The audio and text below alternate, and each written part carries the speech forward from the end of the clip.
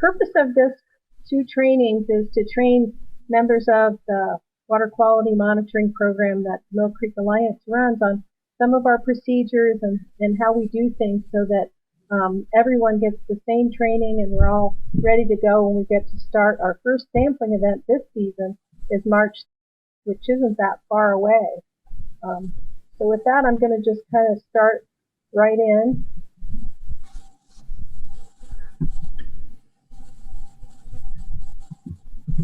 Today's agenda is we're going to talk a little bit about what the Mill Creek Alliance is. Some of you are new volunteers and you don't know anything about our organization except for what little you've heard from folks to sign you up for this training. So I want to tell you a little bit about who we are, what we do, some of our accomplishments, our projects, some of our community engagement activities. You might want to get involved in some of those. Then I'm going to talk about why we monitor. And then I'm going to talk a little bit about how our program's organized and what some of the new changes are this year. For those of you who've been monitoring in the past, we've been trying to update the program and make some changes that make it more efficient and help us generate the highest quality data, and I'm going to talk about that. Then I'll talk about the meat of this, which is really your volunteer roles and responsibilities. And I'm going to go through the procedures for collecting samples from the field. This particular training, even though some of you have told me that you want to be lab volunteers, we're going to do lab on-the-job training in the lab. So we're not going to focus a lot on the actual tests that we do in the lab, but if you're interested in that, we're going to be giving you a lot more training. And we also have an opportunity later in the season. We're going to have the Ohio EPA Level 2 chemistry training if you want to get certified. We're going to talk about collecting a water sample and the ways you do that, some safety information, and then I'm going to talk a little bit about the EcoTester pH meters that we added on in November of last year, and I'm really excited about. We're going to talk a little bit about the collector app and some of the new things that we're going to do with it, and then we're going to have some questions. The Mill Creek Alliance, this is our mission. We champion the resurgence of the Mill Creek watershed as a natural and community asset. It's very important to us that the Mill Creek is the place where people can come and they can recreate, they can fish, they can walk along or take trips on their bike. Our three main areas that we focus on is restoration, education, and recreation, and water quality monitoring actually is the thread that connects all three of those areas. In 2020, this is just 5 of the many projects that we had going on. I just thought I'd highlight some different types of things we do. This year we did the litter getter project. We had litter getters in 3 different spots. This is a picture of the one that was up at Whitten Woods. These litter getters were designed by a company called Osprey, and they basically are like strainers that strain litter out of the Mill Creek, and then we've got a project going on at UC where they're actually going out at least once a week, emptying these and then categorizing the types of litter that are ending up in Mill Creek. Coca-Cola funded this, and it's going to give us a lot of good information about how to reduce litter that's reaching Mill Creek. Coca-Cola Consolidated also came out, and they were one of many Mill Creek cleanups that we have throughout the year, and they're all listed on our calendar. You can see from the picture that we get all sorts of tires. I think there's a bicycle on that one, big sheets of plywood and lots of different things. So all of this comes out of the Mill Creek every year, and these folks also categorize and weigh what we pull out, and it's really amazing. We finished the Redding floodplain project, and here's some of the project managers that were involved in that project, and the project itself is in the background. This floodplain project was designed to, Mill Creek often escapes its banks and comes up and floods the adjacent property, and this laid back the land so that we made a wider channel before any floodwater could get out and damage the buildings and roads adjacent to it in Redding. The Sharonville Tributary Restoration Project was, you can see here, they were trying to reduce the erosion going along in this creek. It's flashy, so it floods a lot, and so they're hoping that this tributary restoration project restores, helps stabilize the stream bank, and also improves the habitat for aquatic life. And then at the end of the season, we did a Twin Creek Preserved Invasive Species Removal Project. We've got a couple of those coming up. But these projects, we pull out the invasive species, and in Carlos's project, they're going to go ahead and have seed bombs so we can reseed it with desirable native plants. So these are kind of some of the things we're up to. On the community involvement side, we have service learning projects. This particular project up here was them basically planting live stakes that we had cut earlier in the season, and those were going to grow up to be willow trees that stabilize this bank here. We have urban stream adventures, and something you might want to get involved with. These urban stream adventures basically take people in the Mill Creek. You sign up, we provide the canoes and the paddles and the life jackets, and you get to take a trip down the Mill Creek and see it from the inside the channel, which is a much different view of Mill Creek. And also there's a lot of experts called the Mill Creek Yacht Club that will educate you about Mill Creek and all of the issues that face it and all the great things we're doing to make this river a really desirable place to commute. We have water quality education, where we take classes out and do water chemistry and macroinvertebrate type work so that people learn a lot about what the quality of the water is and what's living in the water. This is us. We monitor the water quality, and this particular photo is someone performing the total phosphate test, which I'll talk about a bit later. And then again, we have the trashes on and a bunch of different Mill Creek cleanups. This is Bruce Kaler, who's commodore of our Mill Creek Yacht Club, and you can see how much they cram into these canoes and bring out of the Mill Creek. Why do we monitor? I don't know if any of you know a lot about the state of Ohio, but the state of Ohio used to be mandated to monitor every other year and report it in biannual reports. But they changed that, and now they do a report on different subbasins every 10 years. And they call that report a total maximum daily load study. But between those 10 years, there's not a lot of data coming in except for when agencies like, for instance, the Metropolitan Sewer District here does some of its own monitoring projects with somebody like the Midwest Biodiversity Institute. So what we're doing is we're providing consistent annual chemistry data, and that is to help us evaluate the effectiveness of our project, monitor trends so we know what the river is like all the time, and we use this to supplement the periodic data collected by all these other agencies. We also use our data to proactively respond to federal mandates and changes to the Clean Water Act. And we also contribute as volunteers and people, and I'll share ways you can get involved in this, but on permit limits, that's how much you can discharge, what kind of pollutants into our streams. The designated use, there's three types: exceptional warm water habitat, and limited resource waters. And then beyond that, there's recreation designations, and our stream is designated as secondary body conduct, but you could have primary body contact, which is swimming. And we also contribute to water quality management. We educate watershed stakeholders about all of the environmental and economic benefits of the project, and we aid in watershed planning efforts. So the data that all of you volunteers collect is used in a variety of ways with quite a number of people, and it really makes a difference in managing and improving the water in the Mill Creek. This program itself started long before I joined it. In 2013, they had 27 sites. Today, in 2020, we had 58 sites and 15 teams at the end of last year.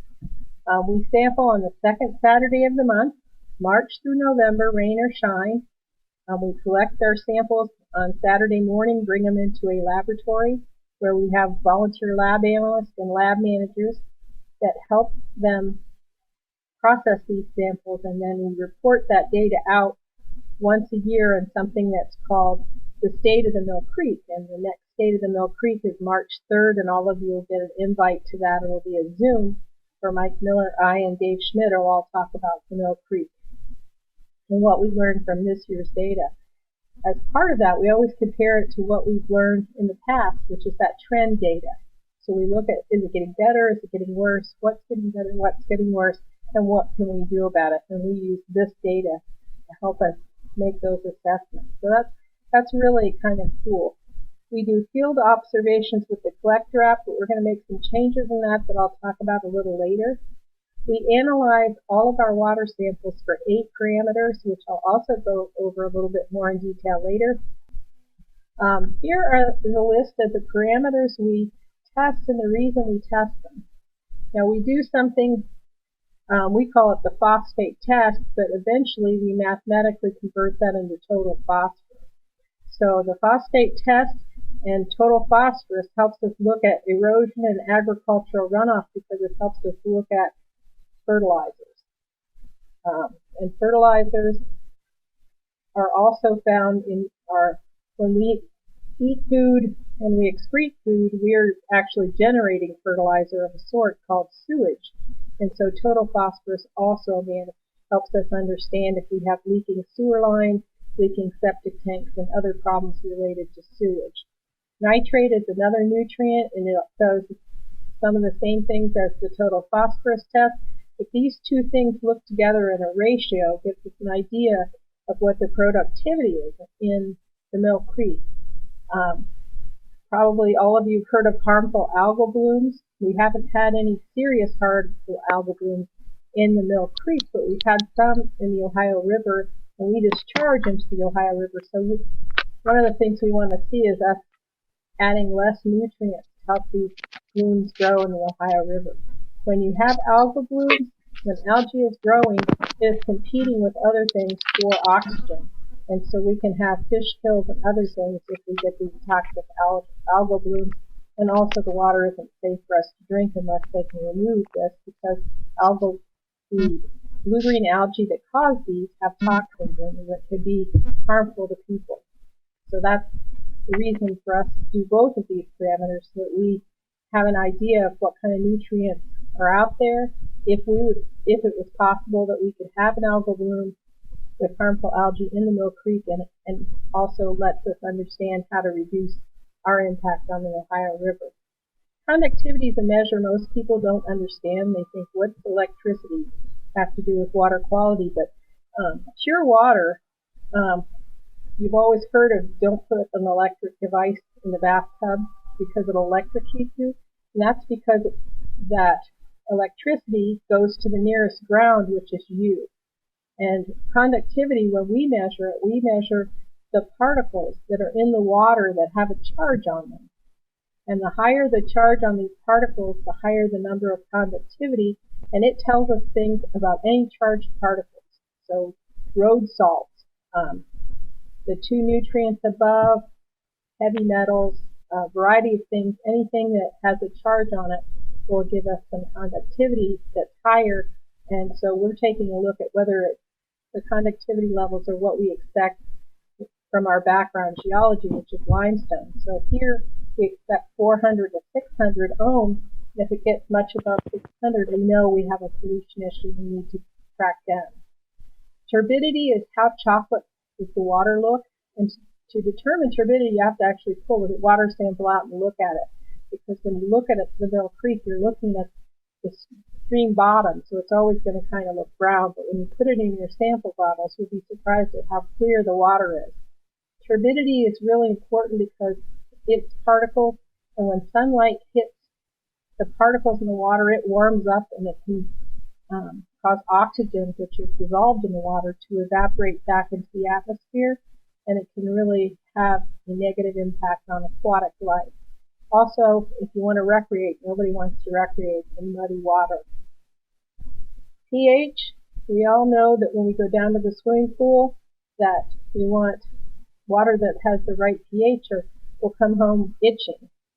And oddly, aquatic organisms and people have the same preference. So we look for pH between 6.5 and 8.5. When we start seeing pH go up, it's usually because we've lost some valuable habitat and shade, because warmer water tends to be more reactive and have higher pHs. Coliform, very, very important. E. coli is what the state of Ohio uses to determine if a stream is suitable for primary and secondary body contact recreation.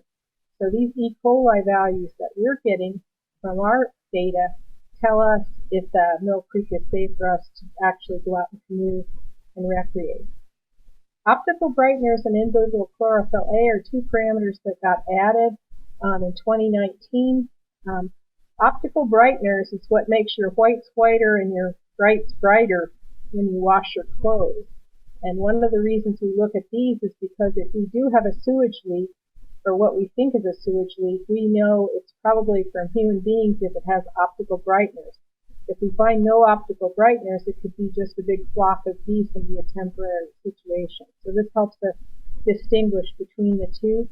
In vivo chlorophyll A helps us close the loop on our nutrients because it tells us how productive our system is, because it tells us how much algae is floating in that water column. And the algal biomass tells us a lot about how healthy our stream is. Now I'm up to the part where I'm going to talk about stuff that's meat and bones to you who are doing the actual teamwork collecting your samples. This is a picture of an actual cooler that each team gets. We have you pick up one person from your team pick up the cooler in March, and we're in the process of getting those coolers loaded so that you can start picking them up next week, we hope. We think the best place to put these coolers is at the Upper Mill Creek lab. They're only open during the day, so I'm going to send out a survey to the team leaders to find out if they can pick them up there, and if not, I'm going to make arrangements to have a pickup day on another date so we can get all these coolers to you. The cooler contents, you're going to have large and small bottles for each site. And if you look in here, here's your large one, here's your small one. The large bottle is what we call wet chemistry. We do all but the fecal coliform using this wet chemistry bottle, which is 250 ml. We collect an additional 125 ml, even though we only use about 5 ml per bottle for our sampling. And then if we need extra water, we've got it to finish our wet chemistry. Each one of your coolers has an ice pack. That ice pack, someone from your group needs to put it in the freezer on Friday so that you can pull it out and put it in your cooler on Saturday. That keeps your samples cool until you can get them into the lab for us to start processing. You'll have some paper data sheets in there, contact information for your team and the lab leader in case there's some issue, you're going to be late or something's come up that you need to contact us about. It'll have laminated directions for your eco-tester.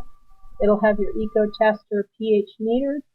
It'll have the pH standard, which is in a little pouch, some DI water, and we were going to put the storage solution, and we will put a little thing of the storage solution in there, but we're hoping that when you drop off the samples, you'll go ahead and put new cotton in the storage solution right at the table at the drop-off.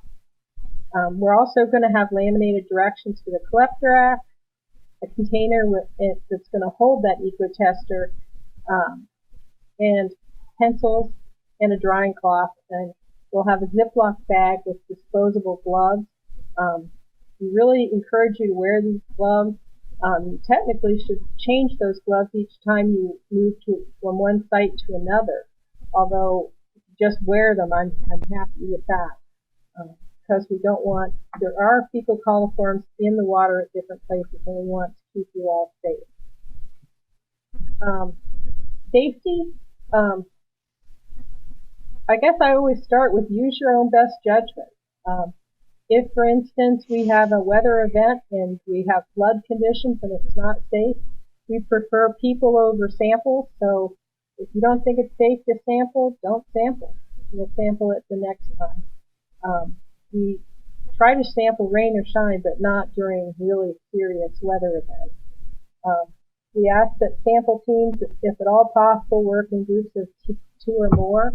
That gives you a backup in case somebody gets hurt or has some kind of medical situation. You have one person that can get some help. We ask that you take a working cell phone to call for help if needed, and that you program the lab leader's phone number into that, which is me. And make sure that you know if any of your team members have allergies or other issues that may be in. For the most part, people manage them, but if there is a problem, it's nice if the team members know how to help you, and also how to get you help from calling 911. We recommend you dress for the conditions, and you always wear sturdy shoes. I know everybody wants to go out in these water shoes that are open-toed, but I will tell you that one of the biggest water quality problems in the Mill Creek is flooding, and there's a lot of glass, metal, and other things out there, and we don't want you getting your feet cut up. So I always recommend that you wear sturdy, closed-toed shoes if you're going to enter the water. We recommend that you wear bright colors if possible, especially if you're sampling from a bridge so people can see you. And we recommend against wearing tan, especially in certain seasons of the year, because you look like a deer. We recommend you tie the bucket. If you happen to be one of the teams that drops the bucket from a bridge, we recommend you tie the bucket to something on the bridge before you toss it overboard. And the reason is that sometimes when that water hits your bucket, it can make a big tug, and then you can let go of your bucket and it'll end up downstream. So this assures that you don't get the bucket pulled right out of your hand. We always recommend that you park in a safe place and you never trespass. Most of the places we monitor are public places. If you happen to be in one that's not, check with me, because some places we've already gotten permission from that I'm not aware of permissions for all the places, and I will be happy to work with you on that. We always suggest that you avoid poison ivy.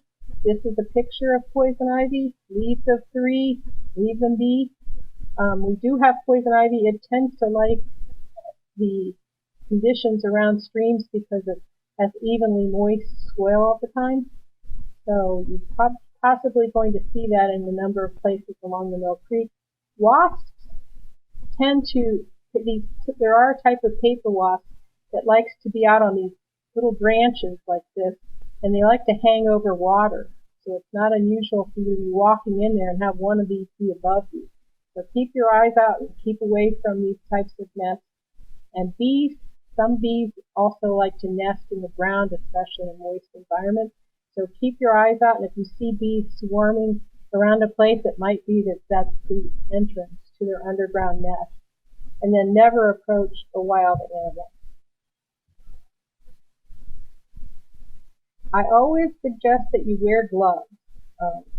It's one way that you can assure that you're not going to get any E. coli in your mouth or in the cuts in your skin or any kind of infection. But it doesn't mean that you don't wash your hands after you've sampled. We always recommend that you wash your hands. But these gloves protect you from contamination, and then it's always recommended you use a new pair at each site so that you don't cross-contaminate your samples. Again, we're going to give you a whole bag full of different sizes when we give it to you at the beginning, and then when you drop off your samples, once you know what sizes your team needs, you can start adding more of those sizes from the table back into your kit. Make sure that you have the correct sample bottles. We really work hard to make sure that we look at the number and the descriptor and put them all in the right place. But before you leave, after you've dropped off your sample, you pick up your new one, make absolutely certain that you have your bottles for your team and that you have the right numbers on your bottles. Some sites we actually collect what's called a field duplicate. So you'll see a bottle number 4, and then you might see another bottle that says 4D. There's a big one and a small one for both. These field duplicates we use, we compare what your results are, and because they're field duplicates and water is flowing, they aren't going to be exactly alike, but they're going to be close. And the error rate in that is part of our CRAP, and we try to keep that error rate down. A while back, they thought that the collector app would be the perfect thing for field data sheets. but the state of Ohio still wants us to have paper data. So the only way for us to get paper data for a collector app is for us to download and print all those, and it's kind of an unwieldy job. So I'm recommending we go back to paper data at this point, and that we use the collector app for something that's really going to be useful to all of us, and also to the Mill Creek Alliance, because we don't have it. I'll talk about that in a minute. But as I say, the paper field data are required for our quality assurance, quality control plan. This is something that's really essential for our program. This is what makes it a credible data program. You're going to complete and turn this in with the sample, one per site, even if you use the collector app on your smartphone. And what you can do, I'm going to have these available on the website. You can fill in most of this information yourself by typing it in, and then just if there's something unusual or different, we always need the weather and the precipitation if you know it, and if any of these conditions change, you can fix that.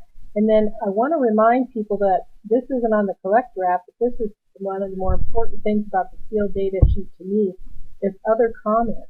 If anything is weird at your site, we need to know about it. I've been doing water monitoring sampling since 1982, and believe me, I've seen some pretty weird things on the other comments. I've even seen bags of dead animals. I've seen deer carcasses. We've had barrels of chemicals that we had to take out and remove. If these other comments are there, I look at them, and if there's something weird going on, we'll address it. So please use the other comments. There's two ways that you can sample. One of them is to sample directly from the stream. If you're sampling directly from the stream, remember to wear gloves. Notice this person has their gloves on. You want to collect as close to the center of the stream as you can safely do, depending on the flow. I don't recommend that you get any deeper than your knees when you actually wade into a stream, because if the water's really flowing, anything above your knees makes you unstable. If you wade into the stream, you want to stand downstream of where you collect the sample, which means that you're facing the flowing water. And if you look at this person, the water is flowing towards them. So you want to be facing the water flow when you collect that sample. Do not collect right up against the bank, and if there are going to be some conditions where maybe your stream is dried out, you have to collect from a stagnant pool, but for the most part, avoid that. And if you do, put that on your data sheet so that we know that the data might be different from that sample. You always want to take a representative water sample, and by collecting it in the flow, that's what makes it representative.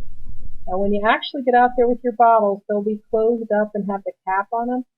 You want to unscrew the cap, and then you want to rinse both the bottle and the cap, or the bucket in some cases, I'll talk about that later, 3 times with the stream water to be sampled.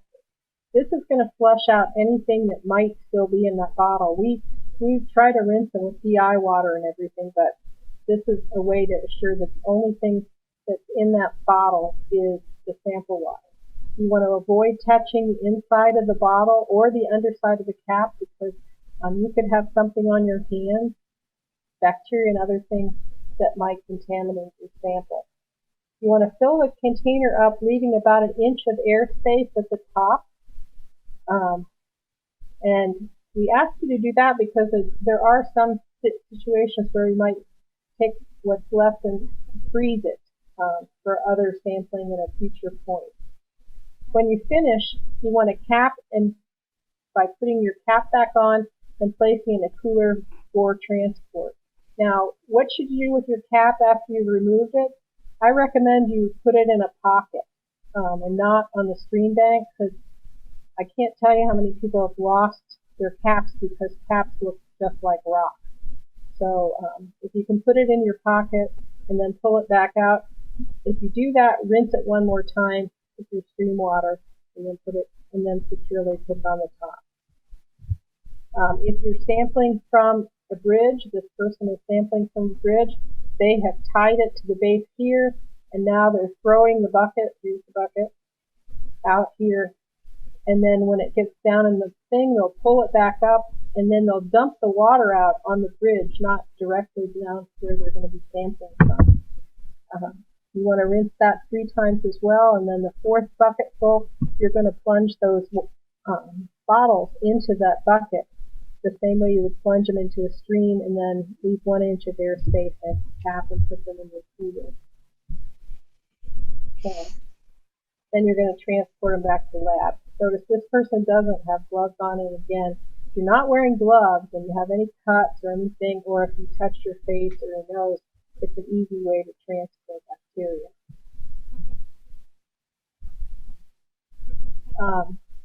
When you place the samples back in the cooler, make sure the ice pack is frozen. Drive the samples to the lab, and we'd like to get the samples by 10:30 a.m. if possible. The earlier the better. If you're going to be late and something has come up, please give us a call just so that we know you're coming and when you're coming. Now, when you get to the table, and we have a COVID procedure, we have a table outside to drop off your samples and pick up your new samples. You're going to sign this chain of custody form. It's going to have your site numbers already written down here. And so what you need to do here is you need to check that those are the samples that came in. For instance, if you went to site 47 and it was dry and you couldn't collect a sample, you're not going to place a check mark in this column. You're going to say who relinquished the sample. That's the person that shows up at the table. So 1 person or 2 persons' names go here. You can write the names to the top and draw an arrow to the bottom. This time is the time you actually drop them off at the lab. So we have we have watches out there, and we can tell you if you don't have a watch on. We want to write that there. The lab leader is the person at the table. They'll sign and draw an arrow to the bottom as well. And then this is important. Who else was on your sampling trip? You want to list all the names of the people that helped collect those samples here. And you're going to look for your team number. It'll have the samples that you're responsible for this year, because we'll update this, and that's how you fill that out. Once the samples are turned in, we will pick up your bottles, and they'll be brought in here and put in order on a table, and we'll begin our monitoring process.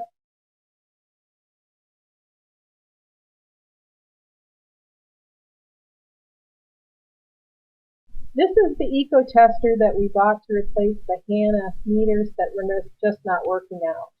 This is a picture of the HANA meter, and it is so easy to use. I think all of you are going to find it so much better to use than anything we used in the past. To use this, you press on, which is this circle here, and then to calibrate it, you're going to press this thing that says cal right here. Then you're going to stick the tip, you can see this is the tip, minus the cap, which you'll have already removed, into this little pouch. Once it gets into the pouch, it's going to start taking a measurement, and that's going to appear up here on the screen. This is the number that you'll see changing, and it'll stop hopefully close to at 7. It should, because it's 7.0 pH. And when that reaches 7.0 and becomes stationary, you hit this cal button again, and then you don't have to do anything else. You pull it out, you rinse the tip off with your DI water. This is the little bulb. You want to thoroughly rinse that out there, and then it's ready to stick into your sample and start sampling. Once you've done this at your first sample site, you just turn this unit off in between each place that you're going to go, turn it back on. You do not have to recalibrate it. Just turn it on and put it into the sample, rinse thoroughly, and then this will have a little cotton ball in the bottom. While you're out there sampling, you won't worry about the storage solution. We'll put that in at the end after we've rinsed it all off, and then we'll fill it up to this line. And I'd like you to try to keep those eco testers vertical in your bags, and I'm going to I've got some safety pins and some elastic. I know it sounds kind of simple, but you'll be able to use that little loop to keep your eco tester standing up vertically in between sampling one month to another. So couldn't be simpler. You'll get one of these pouches. In fact, I'll go to the next slide. You'll get the pH buffer and the DI water. If you want storage solution, we have a separate one of these that says storage solution on it. And then if not, what we really prefer is you come back and we'll have this oaked-in storage solution and these cotton balls right there, and you can do that right at the table, which is much easier to do. Essentially, you'll pull the cap off, you'll pull out the old cotton ball, you'll thoroughly rinse this with DI water, you'll put a new cotton ball, which we found that about a third of the size of this cotton ball works. But you want to be able to get the cap to snap back into position. And then you're going to fill this up, usually just to about here, because that tip is going to displace it, and you don't want it all the way up here, because that increases the fact that you might have some leaks coming out of your cap if you get much above the max line. So pretty simple, easy to do. I had everybody do it in November that could do it, and the reports back from people that tried it said it's super easy. So hopefully the rest of you are going to find that true as well.